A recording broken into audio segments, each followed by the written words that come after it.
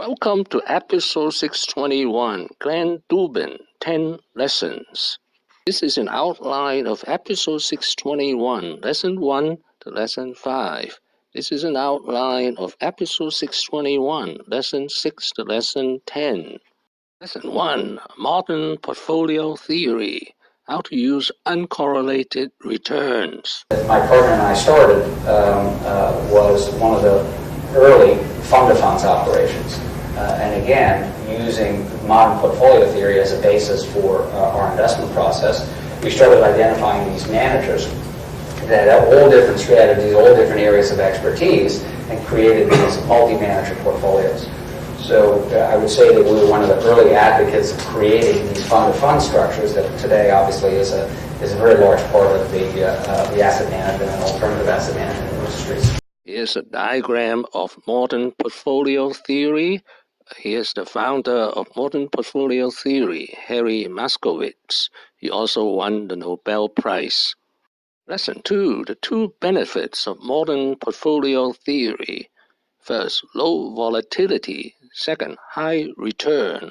Why does portfolio theory tell you, our portfolio theory tell you, that if you have this diversity, this array, that you'll necessarily get a higher return? Well, it's kind of a mathematical formula where you look at the returns, the historical returns of these individual managers, and you determine what percentage of your portfolio, what percentage of your capital you should allocate to each one of those managers to have you arrive at the perfect point on the efficient frontier curve. And the perfect point on the efficient frontier curve is where you have the highest return with the lowest amount of volatility. Lesson 3, childhood friend and co-founder of Highbridge Hedge Fund.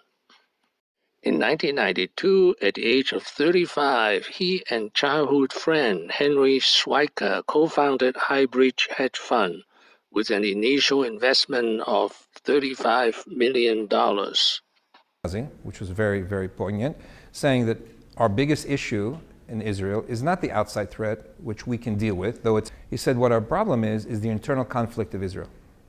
And 4, working class background. Most hedge fund managers have graduate degrees from Ivy League schools.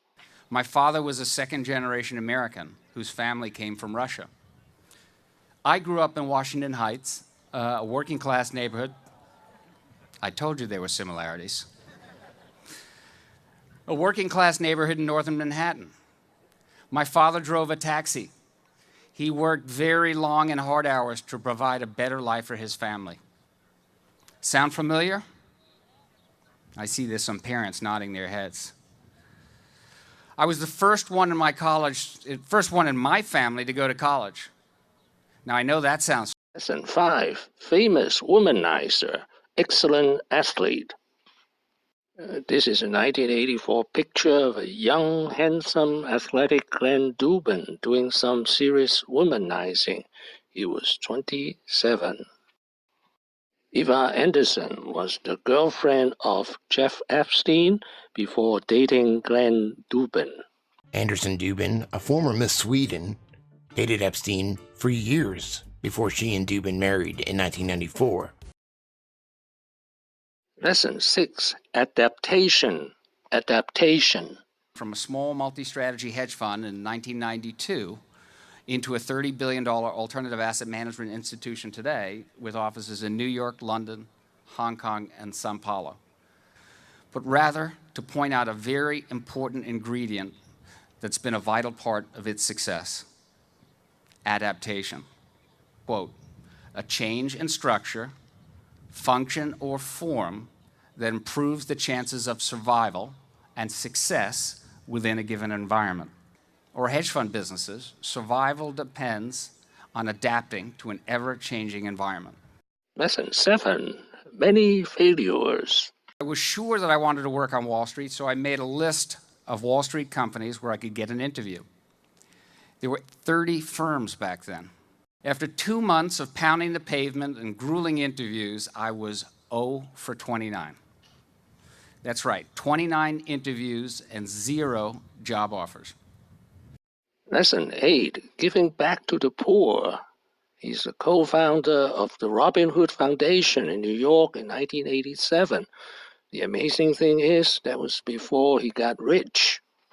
To my involvement in philanthropy, one of the very first managers that we allocated capital to in 1984 was a gentleman by the name of Paul Tudor Jones. And Paul, who has become one of my closest friends, mentor, and I would argue the father of modern day hedge fund industry. That's a 9. He sold his hedge fund Highbridge to J.P. Morgan in 2 phases. First 55% in 2004 and the remainder in 2009. So in 2009, at the age of 52, he was without a job. Lesson 10, the new Quant Man. The Quant Man is a quantitative trader in Wall Street. In 2014, he founded Engineers Gate Hedge Fund in New York City with 76 employees and 25 PhDs. Here's a picture of his employees. Thank you for watching. Do you have any favorite hedge fund managers? Please let me know. Wishing everyone peace and prosperity.